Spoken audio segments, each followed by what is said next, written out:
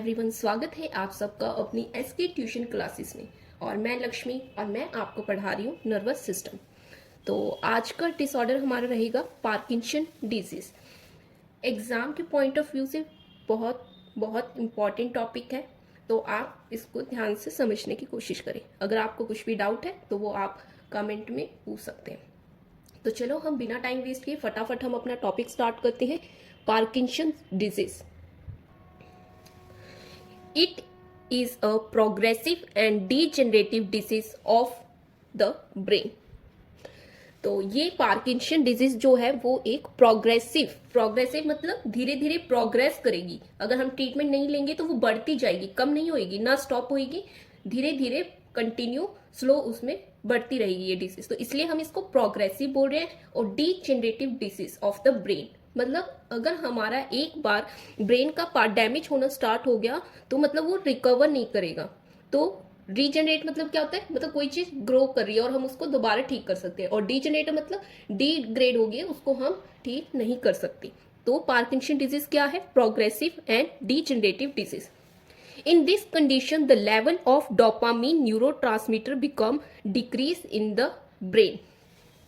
अब मतलब क्यों हो रही है पार्किंसन डिजीज? अब हमें पता है कि क्या है, प्रोग्रेसिव है, डीजनरेटिव डिजीज है, मतलब किस लिए हो रही है, कारण हमें पता होना चाहिए। तो इसमें क्या होता है, हमने पढ़ा था डोपामिन न्यूरोट्रांसमीटर के बारे में। तो इसमें जो डोपामिन न्यूरोट्रांसमीटर है वो ब्रेन के अंदर उसका लेवल कम हो जाएगा, डिक्रीज हो जाएगा। In this condition, the level of dopamine neurotransmitter become decrease in the brain। In this condition, dysfunctioning of substantia nigra occurs। हमने जब एनाटॉमी ऑफ ब्रेन पढ़ा था तो उसके अंदर हमने ये पार्ट्स के बारे में स्टडी की थी। तो इसमें क्या हो रहा है, जो हमारा सबस्टेंशिया नाइग्रिया जो ब्रेन का पार्ट है उसका डिसफंक्शन हो रहा है, प्रॉपर तरीके से फंक्शन नहीं करेगा। It is the disease of basal ganglia mainly and also the mid brain. तो इसमें ये डिजीज कौन से पार्ट की है? जो बेसल गैंग्लिया है वो ज्यादा इन्वॉल्व होता है, मेन उसका वो डिसऑर्डर है, और साथ में मिड ब्रेन का भी। अब इसमें डोपामिन का लेवल कम हो रहा है। तो डोपामिन कौन सा न्यूरोट्रांसमीटर था? हमने पढ़ा था इनिबिटरी होता है, एक्सिबिटरी होता है। तो इसमें इनिबिटरी न्यूरोट्रांसमीटर था डोपामिन। तो डोपामिन का लेवल कम हो रहा है। If dopamine level decrease then the globus pallidus release excessive amount of ACH। और जो ACH है वो होता है एक्साइटरी न्यूरोट्रांसमीटर। जैसे डोपामिन इनिबिटरी है और एसिटाइल ACH जो है वो एक्साइटेटरी न्यूरोट्रांसमीटर है।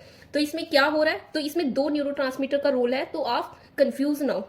जो डोपामिन है उसका लेवल कम हो रहा है, और जो ACH है एसिटाइल कोलिन जो न्यूरोट्रांसमीटर है उसका लेवल इंक्रीज हो रहा है। तो जब भी हम इसमें, अगर हमें पता है कोई पार्किंसन डिजीज है और हम उसका डायग्नोज करने के लिए टेस्ट करेंगे तो उसमें हमें डोपामिन लेवल कम मिलेगा, लेकिन जो ACH का अमाउंट है वो हमें ज्यादा मिलेगा। ठीक है, अब हमने पढ़ लिया पार्किंसन डिजीज में क्या हो रहा है। अब हम पढ़ेंगे एटियोलॉजी, कारण क्या है, क्यों हो रहा है पार्किंसन डिजीज। तो फर्स्ट है ट्रॉमा, मतलब कोई इंजरी हो गई है, कोई सर पे चोट लगी है तो उसके कारण पार्किंसन डिजीज हो सकती है। ओल्ड एज, तो ये भी एक इशू है। ओल्ड एज मतलब इसमें क्या है, old age more than 50 year. Mainly ये किसमें होता है, जिनकी एज 50 ईयर से ज्यादा है उसमें हमें पार्किंसन डिजीज देखने को मिल सकती है। पेशेंट रिसीविंग एंटीसाइकोटिक ड्रग्स, जो पेशेंट की एंटीसाइकोटिक ड्रग्स चल रही हैं उनमें भी पार्किंसन डिजीज देखने को मिलती है। क्यों मिलती है? क्योंकि जो एंटीसाइकोटिक ड्रग्स है वो हमारी बॉडी में डोपामिन का लेवल कम करती हैं, तो जिसके कारण पार्किंसन डिजीज होती है। तो हमें सिर्फ ये नहीं देखना कि हाँ एंटीसाइकोटिक ड्रग्स के कारण पार्किंसन डिजीज हो रही है, हमें पता होना चाहिए क्यों हो रही है। तो इसमें ये हमारा कंसेप्ट क्लियर हो गया। एंटीसाइकोटिक ड्रग्स जो ले रहे हैं उसमें पार्किंसन डिजीज मिलती है क्योंकि उसमें जो एंटीसाइकोटिक ड्रग्स है वो डोपामिन का लेवल कम करते हैं हमारे ब्रेन में। ठीक है, अब हम देखते हैं असेसमेंट फाइंडिंग्स क्या है।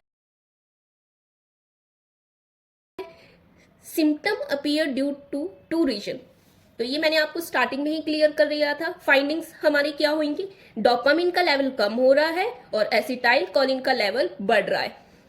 सिम्टम, अब हमने देख लिया कि पार्किंसन डिजीज क्या होता है, उसके कारण क्या है, असेसमेंट फाइंडिंग क्या है। अब हम देखेंगे सिम्टम। फर्स्ट सिम्टम है ट्रेमर। और ट्रेमर्स क्यों होते हैं, जब भी हमारी बॉडी में एसिटाइल कोलिन का लेवल इंक्रीज होता है तब हमें ट्रेमर्स आते हैं। ट्रेमर्स हमने पहले पढ़ा था, तो उसमें ट्रेमर्स में क्या होता है, मूवमेंट होगी, हमारे हाथ में पैर में मूवमेंट होने लग गई, मतलब किसी एक पार्ट में मूवमेंट हो रही है तो हम बोल सकते हैं कि हाँ ट्रेमर्स आ रहे हैं हमारी बॉडी में। तो मतलब इसमें दो तरह के ट्रेमर्स आएंगे, रेस्टिंग ट्रेमर्स। रेस्टिंग ट्रेमर्स का मतलब क्या है, tremors appear during the resting period, it does not appear if the patient is sleeping और इन्वॉल्व इन एनी एक्टिविटी। इसको हमने रेस्टिंग ट्रेमर का नाम दे दिया क्योंकि ये ट्रेमर तभी आएगा जब हमारा रेस्टिंग पीरियड है, जब हम कुछ काम नहीं कर रहे। जैसे कि हम अगर काम करते जा रहे हैं, हम कोई भी काम कर रहे हैं, लिख रहे हैं, घूम रहे हैं, कोई गार्डनिंग का काम कर रहे हैं, तो उस टाइम ट्रेमर नहीं आएगा। और जब हम रेस्टिंग पीरियड में, तो आपने देखा होगा कि कोई रेस्टिंग पीरियड में तो उसका ऑटोमेटिक अपने आप हाथ हिलने लग जाएगा, वो अपना एक पैर हिलाने लग जाएगा, तो उसको हम रेस्टिंग ट्रेमर्स बोलते हैं। और दूसरा होता है पिन रोलिंग ट्रेमर्स। आपने कई बार देखा होगा कि जो पार्किंसन डिजीज के पेशेंट है उसमें पिल रोलिंग ट्रेमर्स होता है, वो खाली बैठे बैठे ऐसे उंगलियां अपनी चलाते रहते हैं, ऐसे लगता है कि जैसे कि कुछ उनके हाथ में है और वो उस चीज को रोल कर रहे हैं, तो लेकिन होता कुछ नहीं है, लेकिन फिर भी वो अपनी अंगूठे और उंगली को ऐसे रोल करते रहेंगे, तो इसलिए उसका नाम दे दिया है पिन रोलिंग ट्रेमर्स। और ट्रेमर्स आ क्यों रहे हैं, क्योंकि उसमें एसिटाइल कोलिन का लेवल ज्यादा है।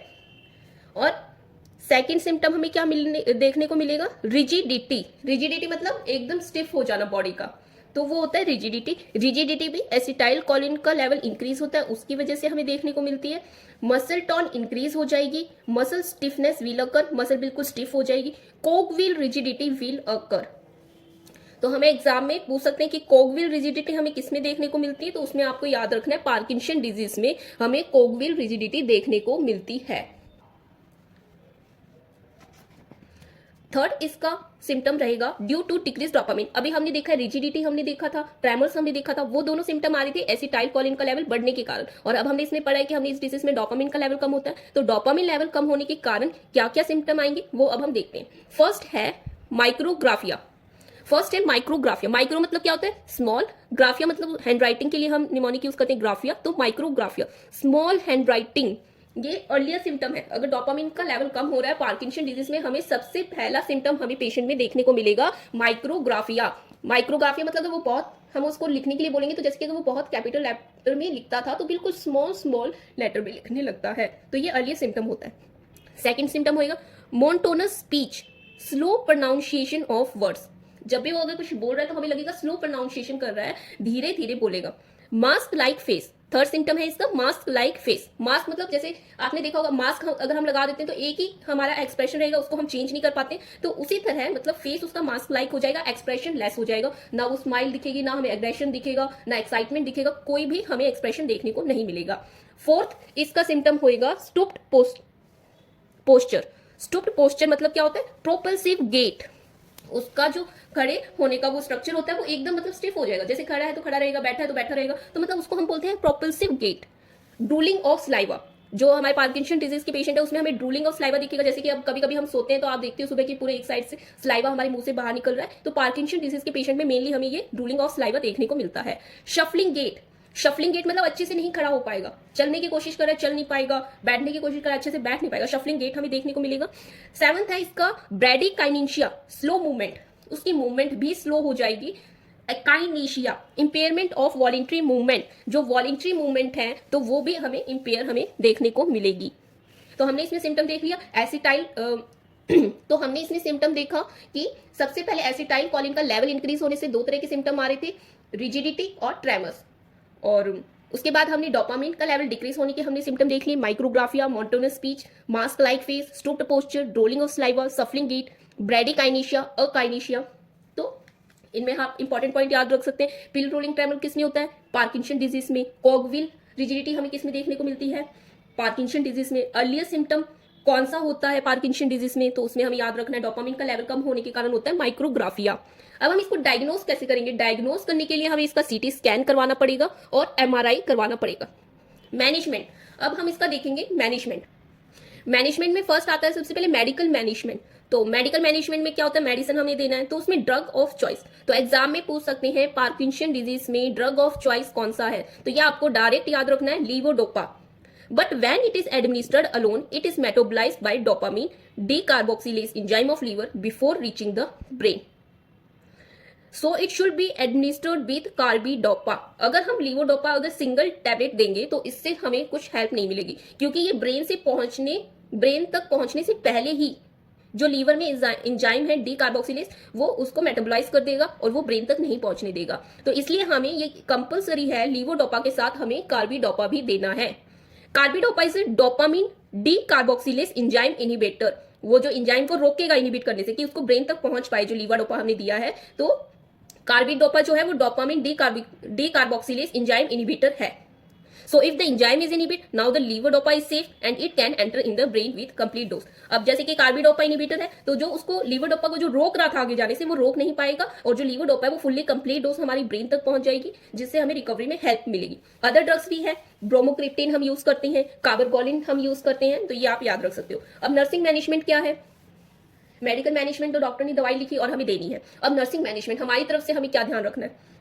Prevent injury because patient fall down due to abnormal posture. अब हमने देखा इसमें एबनॉर्मल पॉस्चर होता है, वो शफलिंग ऑफ गेट होता है, अच्छे से खड़ा नहीं हो पाएगा, तो मतलब इसमें हमें इंजरी उसकी प्रिवेंट करनी है पेशेंट की। Provide assistance to the patient during ambulance. अगर पेशेंट चल रहा है, कहीं बेड पे बैठना है, कहीं अगर वॉशरूम जाना है, तो हमें उसको हेल्प करनी है एम्बुलेशन में। Advise patient to sleep in prone position to improve posture. इसमें हमने देखा था रिजिडिटी होती है, कॉगविल रिजिडिटी होती है, तो इसमें हमें पोस्चर इंप्रूव करने के लिए इसमें प्रोन पोजीशन एडवाइस करते हैं। तो एग्जाम में आपसे ये क्वेश्चन भी पूछ सकते हैं कि पोस्चर इंप्रूव करने के लिए पार्किंसन डिजीज में कौन सी पोजीशन होती है, तो उसमें हमें याद रखना है prone position. Advise patient to avoid vitamin B6 pyridoxine. हमें पेशेंट को एडवाइस करना है कि उसमें विटामिन B6 पायरिडॉक्सिन जो टैबलेट आती है वो हमें नहीं लेनी है, because it can disturbance in functioning of anti Parkinson medication.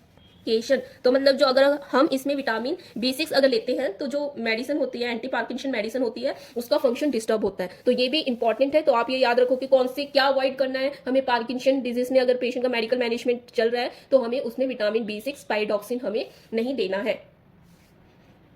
Okay, thank you. आज का हमारा टॉपिक पार्किंसन डिजीज यहीं कंप्लीट होता है। नेक्स्ट क्लास में हम नेक्स्ट नर्वस सिस्टम का डिसऑर्डर स्टार्ट करेंगे। Okay, thank you.